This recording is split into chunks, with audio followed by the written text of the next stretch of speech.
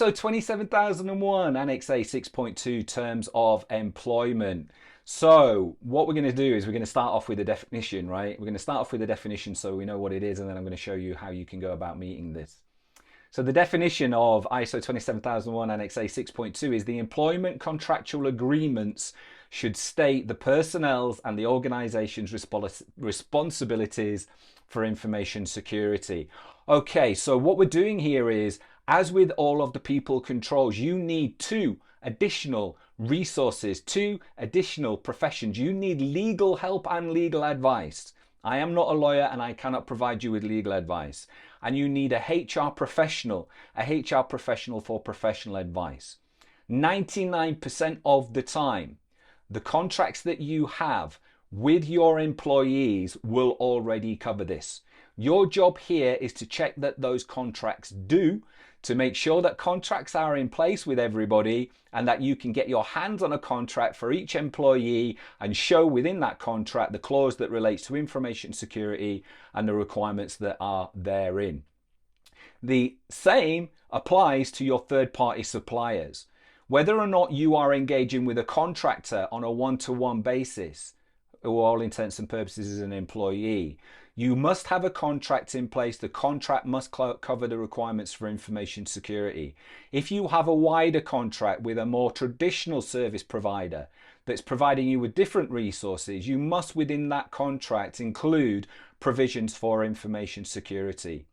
So you are going to need legal advice. You're going to need a lawyer to help you and support you either in the creation and the provision of those contracts if you don't have them, or in showing you and helping you and walking you through what you have right now. And the same goes for that HR professional. Your job is to make sure that information security is managed and is implemented within the organization. That's your role. So you are going to be checking just to make sure that you are comfortable that the risk of employees has been mitigated through the provision of contracts and terms with individuals, right? So what is it that the standard is going to give us? It gives us some guidance. What kind of things would it expect, right? So what to include in an employment contract? The following are things that can be considered. An NDA or a non-disclosure agreement. NDAs and non-disclosure agreements are standard. Whether or not that NDA is a separate document and something that is issued separately, or whether or not it's incorporated into your contract and terms of employment is up to you, the mechanics of it and the legality of how you do it, but a consideration for an NDA. Confidentiality agreements, similar to a non-disclosure agreement. Confidentiality agreements should be baked into contracts and terms of business. And legal rights. We are always making reference to the law and ensuring that we're on the right side of the law. So you are going to make sure that the contracts are legal, but also that they include legal rights. Guidance, when I'm not really sure whereabouts they could sit, but here is some additional guidance to include within that contract. Classification of information, management of information, management of assets, information processing facilities, information services, handling information you get from third parties and interested parties, what actions will be taken if you don't follow the information security requirements.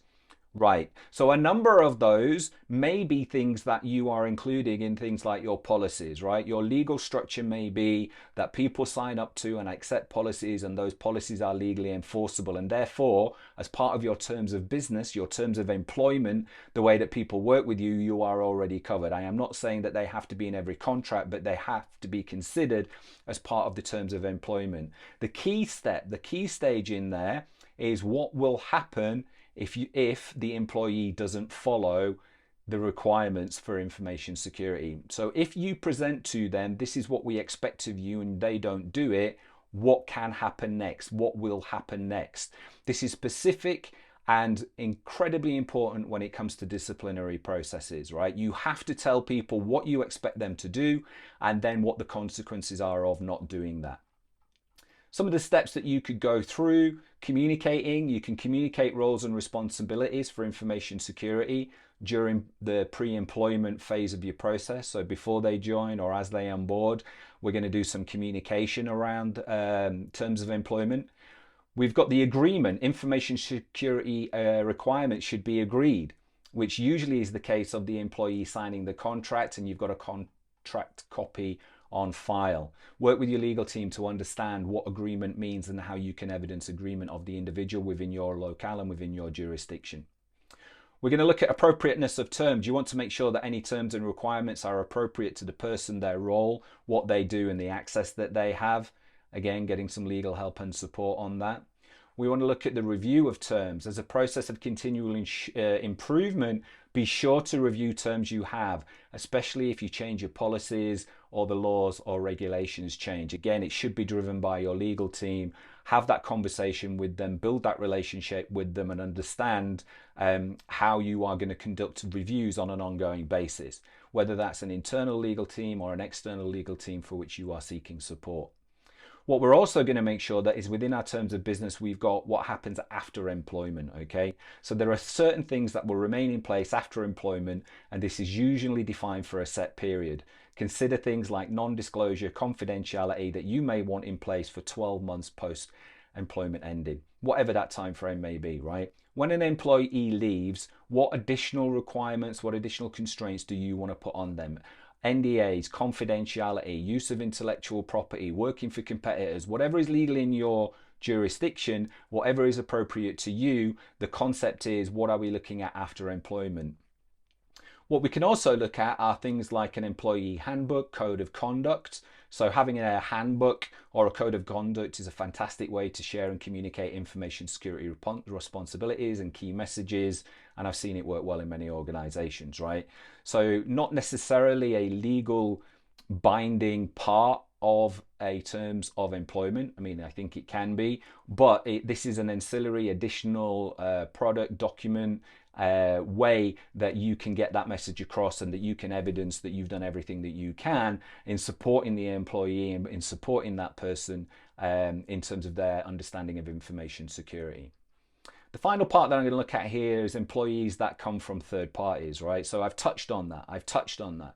You need some kind of legal mechanism, but here it's one-to-one contractors working through a limited company for whatever reason they want, or that's coming via an agency. If you have employees you do not employ directly, but rather you use an agency or third party, then the agency or the third party should really enter in a contract on behalf of those people. So again, working with your legal team, is your contract direct with the individual's legal entity and legal company? Is it with an employment agency? Have those terms of employment been legally structured and legal in place? And does it cover the points that we've raised above? And at the highest level, does it cover the requirements for information security, and what will happen if those requirements aren't fulfilled? So in conclusion, you need the help of a legal professional, you need the help of a HR professional, and your job is just to make sure that those elements are in place. My name is Stuart Barker. I am the ISO 27001 Ninja still. Thanks for sticking with me. We're on a long journey, right? We're going to continue as we work through the people controls, the rest of the 8 of the people controls. And until the next tutorial, peace out.